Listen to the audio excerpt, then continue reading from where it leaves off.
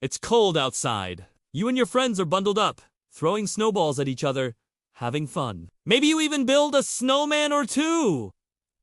Life is good. But then you throw a particularly vicious snow fort battle. Tempers flare, insults are exchanged, shoves are thrown, and suddenly it turns into an all-out street brawl. Someone pulls out a sword, maybe someone else pulls out a gun, and before you know it, there's blood in the snow. Now, if that sounds like some hyper-violent nightmare, you may be surprised to learn it actually happened in real life in the year 1789. Let me explain. In the winter of 1789, it was the height of the French Revolution. The people of Paris were fed up with the decadent nobility and the incompetent rule of King Louis XVI. The storming of the Bastille, a famous medieval prison, had happened 5 months earlier, and ever since, the city had been in a constant state of unrest. Just getting through the winter was proving difficult. Food prices were skyrocketing, the supply of wood was dwindling, and the threat of starvation loomed over the city. To make matters worse, a harsh winter gripped Paris.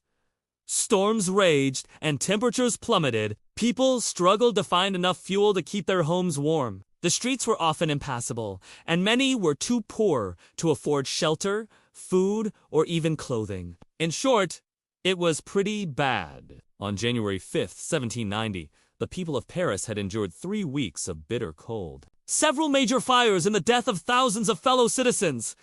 Tempers were frayed, and everyone seemed ready to snap. Then the storm broke, giving way to one of the biggest snowfalls the city had seen in years. The people of Paris needed something to lift their spirits. They got it when some children began playing in the snow. The adults took notice, and soon they, too, were tossing snowballs around in the streets. For the first time in weeks, they laughed. Groups of friends challenged each other to snowball fights. Shopkeepers put aside their worries and joined in the fun. And soon, entire neighborhoods were throwing snowballs at one another. Many of the National Guardsmen, the French military force responsible for keeping the peace in the city, also participated. These men were used to being stern and serious.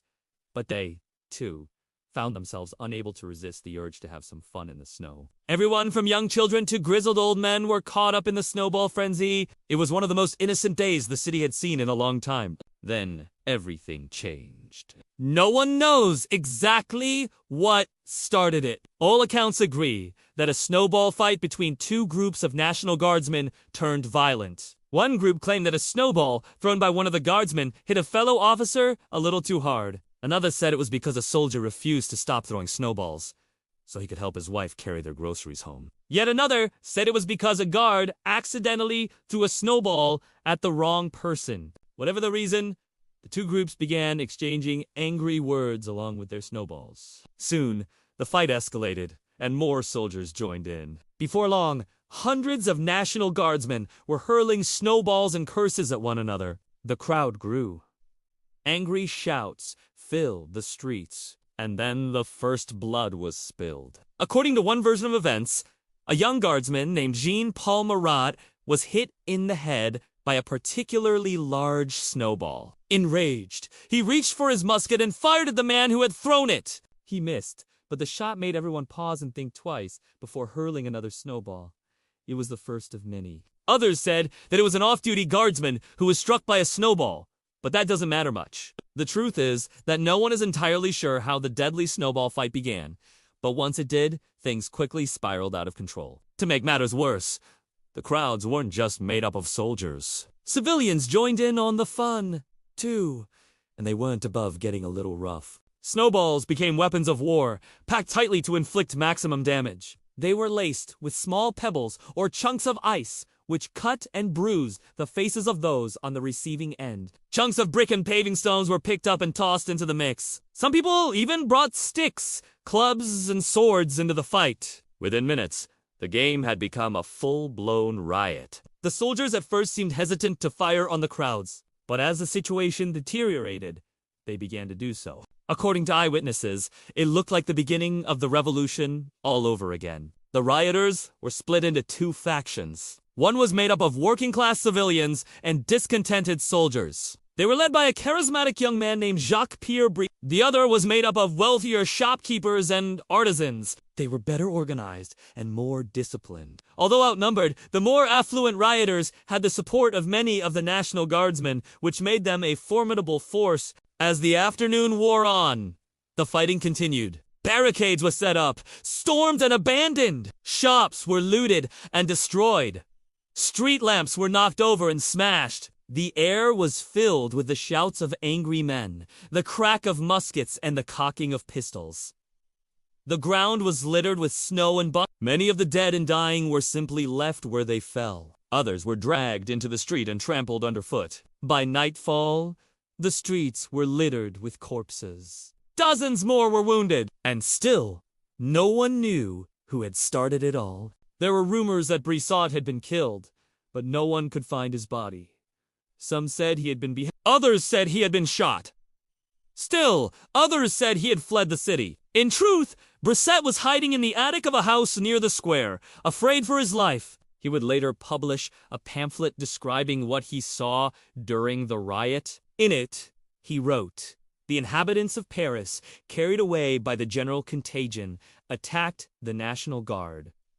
Armed with muskets and sabers, these brave citizens fought against the unarmed soldiers. The latter were completely taken by surprise and were obliged to defend themselves by firing into the air and making use of their bayonets." He added, "A horrible carnage ensued. The pavements ran with blood and the snow with the red gore of the combat. Citizens and soldiers fell together in heaps upon the ground, forming a frightful pyramid. Among the dead was a young woman named Charlotte Corday. She had been an innocent bystander, visiting her family in Paris for the holidays when the fighting broke out. She had been struck in the neck by a stray musket ball while sheltering in a doorway. When the fighting finally ended and the streets were cleared, she was found lying dead in the snow. Her untimely death would later inspire a young French writer named Victor Hugo to pen one of his most famous works, The Last Day of a Condemned Man. So who had started it all? That question would never be answered. The truth was that no one knew. There were rumors that it had all started because a drunk guardsman had thrown a snowball at a woman. Or perhaps a group of aristocrats had deliberately provoked the violence in order to give the revolutionaries a black eye. But in reality, no one could say for sure. What is certain is that the Deadly Snowball Fight, as it came to be known, would have consequences. In the aftermath of the riot, King Louis XVI was forced to disband the National Guard and replace it with a new, more reliable force. Many of the soldiers involved in the fighting were arrested and sent to the notorious Temple prison. There they were held for months without charge. Some were later executed for their role in the violence. As for Brissot, he would go on to become a leading figure in the French Revolution. He was eventually guillotined during the Reign of Terror. For the people of Paris, the Deadly Snowball Fight was a reminder of how fragile peace could be. In those days, it didn't take armies or politicians to start bloodshed, just a snowball in the wrong place. In the end, it was a microcosm of the French Revolution itself. It had started out as a struggle for liberty and democracy, but it quickly descended into chaos, violence, and bloodshed. The Deadly Snowball Fight was a fitting symbol of the new France, a nation at war with itself. If you enjoyed this episode, please subscribe. And as always, thanks for watching.